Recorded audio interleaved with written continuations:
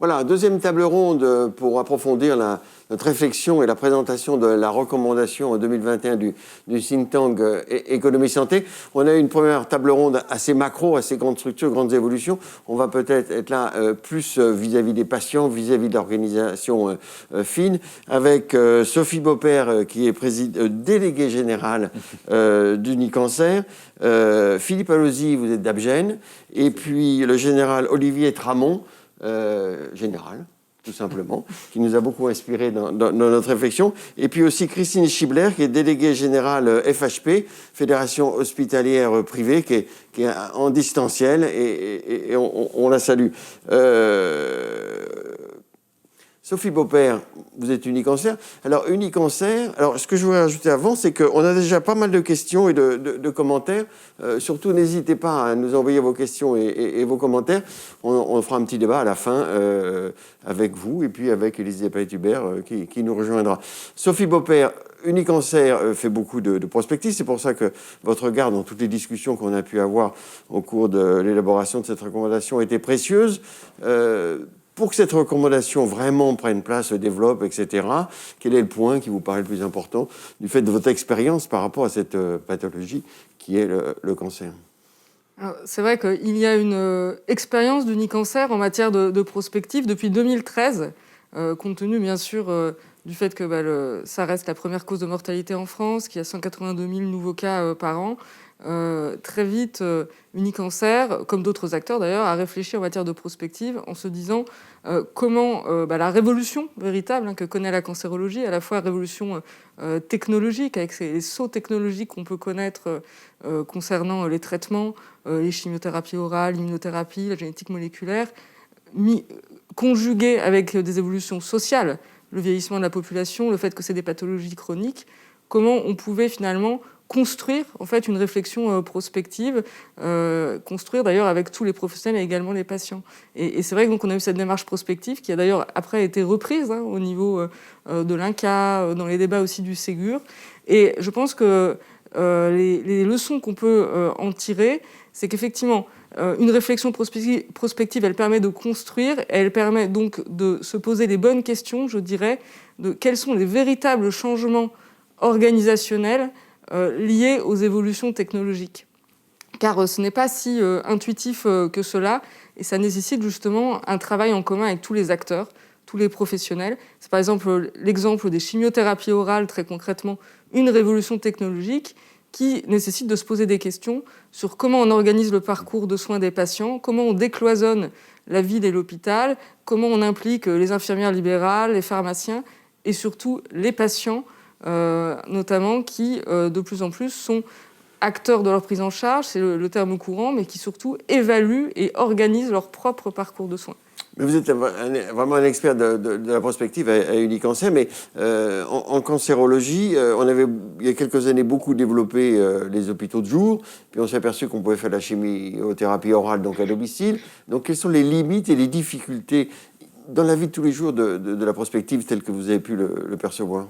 Alors, la leçon qu'on a pu tirer de notre expérience, c'est qu'il faut réactualiser très souvent la prospective, que ce qui était vrai une année ne l'est plus vraiment 2 ans après. Tous les 2 ans Tous les 2 ans. Enfin, c'était le choix qui avait bien, été fait avec une quarantaine d'experts français et internationaux. Et donc, voilà, il y a une telle accélération, je dirais, du progrès technique, technologique, et c'est heureux, car ça permet de trouver des solutions inédites pour, en tout cas, certaines pathologies. Mais il faut pouvoir accompagner ces évolutions technologiques et être capable finalement d'une certaine humilité en se reposant des nouvelles questions par rapport à celles qu'on a pu se poser très récemment. Alors le plan cancer qui est sur 10 ans, c'est trop? Non, parce que la stratégie décennale, elle est déclinée de manière annuelle et puis elle est très ambitieuse. Et notamment, elle est axée sur la prévention, sujet majeur d'ailleurs en matière de prospective. Et on peut se féliciter qu'aujourd'hui, la prévention, notamment en santé, et le lien entre santé et environnement sont des sujets aujourd'hui de réflexion prospective. D'accord. Christine Schibler, vous êtes déléguée générale FHP, les établissements d'hospitalisation privés. La prospective, ça vous intéresse au premier plan. Par rapport à la recommandation, quels sont les points qui vous paraissent importants ? Ce qui est vraiment majeur, c'est que c'est vrai qu'aujourd'hui, on a une gouvernance qui est totalement émiettée, avec des moyens considérables qui sont donnés pour les données, mais qui ne sont pas, on va dire, totalement efficients dans leurs résultats. Donc aujourd'hui, c'est vrai qu'on a à la fois un temps long avec des enjeux épidémiologiques et des enjeux environnementaux, et on a aussi un temps très court avec devant nous un certain nombre de réformes qui sont en train de se mettre en place, avec des objectifs qui sont annoncés par le ministre et qui doivent être suivis, avec, on y faisait allusion tout à l'heure, hein, un enjeu donc majeur d'investissement qui est devant nous, un enjeu d'attractivité des métiers et un enjeu de régionalisation. Et donc, dans ce cadre-là, c'est vrai que la prospective, elle doit retrouver à la fois un rythme long et à la fois un rythme court, avec des enjeux qui sont quand même relativement à court terme, avec l'obligation de résultat, puisque notre environnement est caractérisé aujourd'hui par des problèmes d'attractivité des métiers, avec des modalités de prise en charge qui évoluent de façon assez considérable. Donc il faut arriver à s'adapter aux attentes qui sont générées par ces nouvelles modalités de prise en charge, avec aussi des informations, et donc on parlait un petit peu des données et de qu'est-ce qu'il faut transmettre, pas transmettre. Il est vrai qu'aujourd'hui, on a besoin d'avoir une utilisation des données à la fois pour nos professionnels et l'ensemble de l'organisation des soins, mais aussi pour les patients. Et c'est pour ça que nous, on milite pour que la donnée, elle soit exploitée à ces deux niveaux-là et qu'elle soit totalement transparente et qu'elle soit travaillée avec pédagogie, parce qu'on ne peut pas ignorer qu'aujourd'hui, on est dans des temps courts sur les circuits de l'information, avec des enjeux de conviction des patients citoyens qui sont absolument considérables. Donc, on a aussi un temps court par rapport à ce besoin, je dirais, de décision finalement quand même politique pour aller vers une réflexion sur la gouvernance et un arrêt de cet émiettement et puis un meilleur partage des données. Aussi parce qu'on est dans le cadre d'un plan de relance économique avec des enjeux économiques dans les territoires qui sont absolument considérables et pour lesquels on ne peut pas louper le coche. C'est-à-dire qu'on doit maintenant aller assez vite pour avoir une prospective donc, qui se mette en place dans la vision à moyen terme qu'on pourra avoir, mais aussi d'avoir tous les outils qui sont nécessaires pour que les décisions à court terme puissent être prises et qu'on puisse faire bénéficier l'ensemble de l'économie aussi du pays du bénéfice de cette activité qui est la santé, qui peut réunir et cocher pas mal de cases, à la fois sur l'emploi, à la fois sur la relance économique, à la fois sur les enjeux environnementaux et donc sur le développement durable et sur la souveraineté européenne. Donc voilà ce que je pouvais dire, Philippe, en propos introductifs. Introductif et bien développé, ma foi. Sur les données de santé, vous dites qu'il faut que les données de santé, évidemment, c'est clé. Vous dites qu'il faut des données transparentes. Il n'y a pas de problème, les données sont transparentes, mais le problème, c'est l'accès, le traitement et l'utilisation, non ? Aujourd'hui, il y a une telle complexité, on l'a rappelé hein, dans le rapport, bien entendu, il y a une telle complexité avec un tel foisonnement de données que c'est impossible, même pour nous professionnels de santé, c'est impossible d'en sortir toute la substance. Donc je pense qu'il y a une véritable urgence à avoir une véritable décision politique, on va dire, pour que tous ces moyens qui sont absolument considérables, hein, qui sont finalement donnés utilisés pour produire toutes ces données, soient peut-être remis en commun de manière à ce qu'on puisse disposer à la fois en temps réel et à la fois à moyen terme d'un pilotage éclairé, c'est-à-dire aussi donc avec des choix qui seraient faits, hein, des priorités, et pas un émiettement des données comme on a aujourd'hui. Cet émiettement des données, il ne favorise pas à la fois le pilotage en temps réel, à la fois les scénarios qui sont nécessaires pour faire des réformes et pour évaluer la pertinence, l'efficience des politiques de santé. Donc il faut avoir déjà une véritable réflexion sur la gouvernance, sur la structuration des données, avec des choix qui doivent être faits sur ces données par rapport à des objectifs. Et les objectifs, nous semble-t-il, nous, au niveau de la FHP, ce sont des objectifs à la fois, donc, bien sûr, sur l'évolution des modalités de prise en charge, sur l'efficience des traitements, sur la qualité et la sécurité des soins, sur l'attractivité des métiers, donc la qualité de vie au travail, et puis sur le rôle économique que peut jouer donc la santé, le secteur de la santé, sur l'ensemble de l'économie en général dans le cadre du plan de relance. D'accord, tout un programme, mais c'est vrai qu'on est au cœur du sujet. Jean-Philippe Allozy, vous êtes un industriel du médicament, comme on dit à Agen, toujours dans une vision d'intérêt général. Le LEM avait sorti un très beau rapport prospective, je crois, 2030, mais il y avait tout, quoi. Ce qui fait qu'on avait du mal à se dire, voilà, qu'est-ce qui risque d'arriver, Bon, mais c'était un panorama absolument extraordinaire et passionnant. Quel est le point de vue, quand vous regardez ça, de votre expertise par rapport à cette recommandation 2021 du think tank Économie Santé? Oui, alors ce que je voulais dire effectivement en représentant les industriels, c'est qu'un point qui était très intéressant dans les débats qu'on a eus, et avec tous les intervenants, c'était vraiment d'arriver à ouvrir le regard et à élargir la focale. Et donc de se dire, finalement, un des enjeux de la prospective, c'est d'arriver à croiser les points de vue, et c'est vraiment l'affaire de tous. On a parlé des patients, les patients ont leur place, et voilà, il faut vraiment qu'on arrive à avoir le point de vue de l'ensemble des acteurs. Et du coup, les industriels ont aussi quelque chose à dire sur la prospective. Je dirais pour deux raisons. La première, c'est que l'entreprise, elle fait de la prospective, elle ne peut pas faire autrement. Et ce qui a été même dit, Jean-Philippe Allozy, c'est qu'on veut utiliser les données de l'entreprise, des entreprises de médicaments qui ont beaucoup de données quand même aussi. Parce qu'en plus, l'entreprise peut contribuer aussi. Et d'abord, l'entreprise donc, fait de la prospective parce qu'elle a besoin de savoir quel sera son marché, dans quelques temps, comment ça peut évoluer, etc. Donc elle est nécessairement obligée de faire de la prospective et de la mettre à jour très régulièrement. La deuxième chose, c'est quand on est une entreprise de santé, et particulièrement quand on développe des médicaments, forcément on a une vision à long terme, parce qu'on est obligé de chercher aujourd'hui des médicaments qui seront sur le marché dans 5-10 ans. Et donc il y a vraiment cette nécessité d'être dans du moyen terme et dans du long terme. Donc vraiment cette idée de prospective, elle est très forte. Aujourd'hui, on a la capacité de collecter des données, de mieux comprendre le aujourd'hui pour arriver à prévoir demain. Et donc il y a vraiment cette idée, et on parlait du partage des données. L'entreprise, elle collecte des données de vie réelle sur ces médicaments, des données d'études cliniques, et tout l'enjeu, c'est vraiment justement de partager toutes ces informations pour être capable d'avoir la meilleure image possible de où on est aujourd'hui. Parce que pour la prospective, ce qui est important quand même, moi je trouve, de rappeler, c'est qu'il y a à la fois la partie de projection, ce qu'on pense qu'on sait aujourd'hui et qu'on peut projeter pour demain, et puis tout ce qu'on ne sait pas. Et donc là où il faut faire des scénarios, d'où l'intérêt de commencer un jour, l'idée d'un livre blanc qui commence à un moment et qu'on actualise.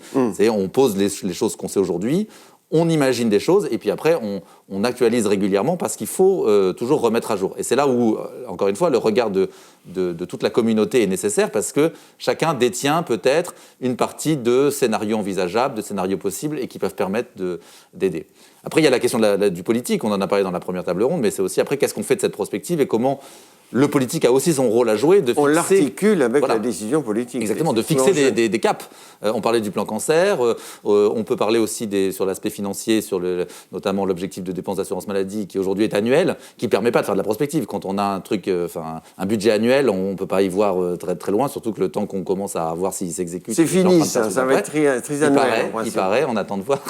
Mais c'est vrai qu'il y a cette idée-là aussi, et l'attente des acteurs aussi, c'est de dire dans l'autre sens, contribuons à la prospective, mais on attend aussi du politique d'avoir aussi des orientations capables. On comprendra tous qu'on peut les ajuster, forcément, mais qu'on est capable d'avoir une projection avec des objectifs clairs et aussi des moyens qui viennent se mettre en perspective. D'accord. Merci. Général, mes respects, c'est comme ça qu'on dit. Vous nous avez beaucoup aidé, parce que c'est Félix Faucon, qui est membre du think tank, qui nous a dit, qui est officier de Saint-Cyr d'ailleurs, tout en étant à l'IGA, ce qui est assez extraordinaire, qui nous a dit: je connais un général qui pourra vous aider dans la réflexion. Et c'est vrai qu'on vous a écouté en distanciel à l'époque, hélas, et vous nous avez bien éclairé. Parce que ce travail de prospective, vous l'avez fait. Alors c'est vrai que il y a eu un rapport très, très sévère du Sénat, je crois, sur la prospective et les armées. Vous n'aviez pas vu arriver certains trucs, c'était le printemps arabe, je crois, où ça avait créé un certain problème. Et puis les armées se sont reprises, si je peux dire. Ils ont fait un travail fondamental. Et il y a donc ce livre blanc, enfin je ne sais pas si vous appelez ça un livre blanc, enfin il y a ce document qui est régulièrement mis à jour, qui est pris en main par les présidents de la République successifs. Alors expliquez-nous un petit peu comment ça s'est mis en place, très rapidement, comment ça s'est mis en place, et les rapprochements qu'on peut faire santé-défense, qui sont deux domaines, ma foi, très différents. Alors, on peut dire que les armées ont une expérience robuste de la prise de décision. On a, depuis la fin du 19e siècle, avec l'école de guerre, etc., une expérience dans la préparation des opérations, la planification, la programmation, la doctrine, le rétex, retour d'expérience, on vient d'en parler. Une prévision qui a été prise en défaut. Enfin, les précédentes guerres. J'allais dire l'affaire de la Tunisie et des printemps arabes, c'est plus interministériel puisque c'est. Ouais. Non, mais même avant, je veux dire, le problème de la prévision, si on regarde les premières, deuxième, troisième. Oui, alors on a coutume de dire dans les armées, la première victime au combat, c'est le plan. Donc le plan, il est jamais juste, mais il est utile. Et donc il faut un plan. Félix Faucon, donc inspecteur général IGAS, lui a fait une production dans la recommandation sur l'adaptation réactive. Je sais que ses élèves de Sciences Po regardent maintenant. C'est tout à fait intéressant. Donc ça veut dire qu'on avait quand même en soute toute cette démarche de suivi et de préparation et puis de projection. Alors ce qui est nouveau effectivement, c'est la rédaction d'un livre blanc. Le livre blanc, c'est une ancienne tradition. Il y en avait, disons, tous les 15 ans. Et là, ça s'est accéléré. Depuis la présidence Sarkozy, il y en a un à chaque présidence. Donc tous les 5 ans, il y a un livre blanc. Et il y a eu un gros travail interministériel qui a été fait, donc, surtout avec les affaires étrangères, avec le ministère de l'Intérieur. C'est le livre blanc de la Défense et de la Sécurité nationale. Donc tout ça, c'est une vision interministérielle. Les finances, puisque c'est les clés du succès, c'est la trésorerie. Et également l'université, les think tanks, des experts étrangers. Dans le livre blanc de l'époque du président Sarkozy, on avait même l'ambassadeur de Grande-Bretagne qui était personne qualifiée dans le groupe de travail. C'est dire que la vision internationale était bien prise. Alors la vraie rupture, en fait, c'est que de ces travaux intellectuels débouchent 5 fonctions stratégiques qui sont classiques. Alors la protection, pour la protection de la population, la projection pour les actions de projection à l'étranger, les opérations militaires, la prévention, ce qu'on fait en amont, la dissuasion nucléaire. Et il y a une fonction stratégique qui a été mise en exergue et qui est couvrante et qui est la première pour nous maintenant, depuis cette époque, c'est connaissance et anticipation. Connaissance et anticipation, c'est notre sujet, c'est-à-dire le renseignement, car un homme averti en vaut deux. On ne peut pas travailler sans avoir justement ces remontées d'informations, ce que nous on appelle aussi le retour d'expérience. Et l'anticipation, donc c'est le processus de préparation de l'avenir. Donc, conséquence de cette décision de mettre ça en priorité comme fonction couvrante, il y a dans la mission défense, donc au sens de la LOLF, la loi organique de loi de finances, il y a dans la mission défense une fonction connaissance-anticipation qui est isolée avec des budgets et qui est surtout pilotée par un organisme qui a été durci, qui s'appelait autrefois la DAS, Délégation aux affaires stratégiques, et maintenant la Direction générale des GRIS, du renseignement et des affaires stratégiques, et qui a été confiée à un diplomate. Actuellement, c'est une ambassadrice. Donc c'est aussi dire que cette vision interministérielle est prise en compte à l'intérieur même du ministère. Voilà, donc le point de rupture, pour moi, c'est ça. C'est un solide corpus de doctrine, de planification, de préparation de l'avenir. Dans le domaine financier, les lois de programmation militaire qui sont quand même pluriannuelles depuis des années, indépendamment de la LOLF, et qui donc maintenant ont isolé des moyens énormes. Le renseignement, c'est des satellites, etc. Les services, tout ça, et puis toute la fonction préparation de l'avenir. Alors on pourrait y revenir, qui est très associatif, c'est-à-dire tout le monde est concerné. Non, justement, parce qu'il y a des similitudes entre la santé et la défense nationale. Il y a des investissements sur très très très long terme, parce qu'il y a des porte-avions, des sous-marins nucléaires, il y a du matériel. Mais on imagine la défense nationale, les armées très verticales. Alors comment vous arrivez à concilier quelque chose de très vertical et en même temps être ouvert sur la société? Vous dites, il y a le renseignement, il faut intervenir. Comment vous arrivez? Parce que nous, on s'est dit, dans la recommandation, c'est qu'on ne va pas demander au ministère de la Santé de se charger de la prospective, parce qu'ils n'ont pas le temps, tout simplement. Alors, comment vous avez résolu ce problème? Alors, nous on l'a résolu, j'allais dire les deux, mon général. À la fois en régie, puisque la préparation du livre blanc, elle est sous l'égide du ministère de la Défense, des armées maintenant, mais extrêmement interministérielle, ouvert. C'est une approche intégrée. Alors, sur votre question sur les points de comparaison entre les deux grands ministères, donc je dirais d'abord que, et ça va nous conduire à cette idée d'adhésion aux mesures, qui a été évoquée par plusieurs participants avant moi. Les deux ministères en commun, le service des citoyens, les protéger, les sauver. Donc on a des valeurs, on a un corpus de valeurs commun, et vraiment c'est important. Et donc, dans la prise de décision long terme, il y a cet effort d'information interne et d'association. Alors, certes, les armées n'ont pas de syndicats, mais ils ont un système de représentation interne qui est solide. Ça vous manque, les syndicats? Non, il y a ce qu'il faut, hein, c'est dans le statut. On a un système de représentation très solide avec des présidents de catégorie, des comités, etc. Et puis, on a un système d'information interne extrêmement développé et lu, etc.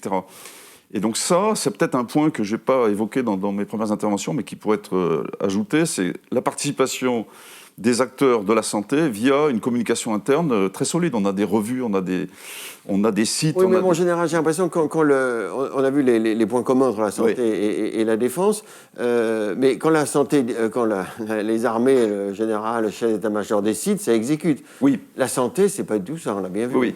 Alors, il y a quand même le devoir de convaincre, hein, parce qu'il faut vraiment obtenir l'adhésion. Mais vous avez raison, on a un système beaucoup plus vertical. Et donc, il y a des différences. C'est-à-dire, les points communs entre la défense et la santé, c'est cet esprit du service. C'est aussi ce besoin de vision à long terme, parce qu'on a des équipements qui sont très onéreux et qui ont une inertie de développement très longue. Hein.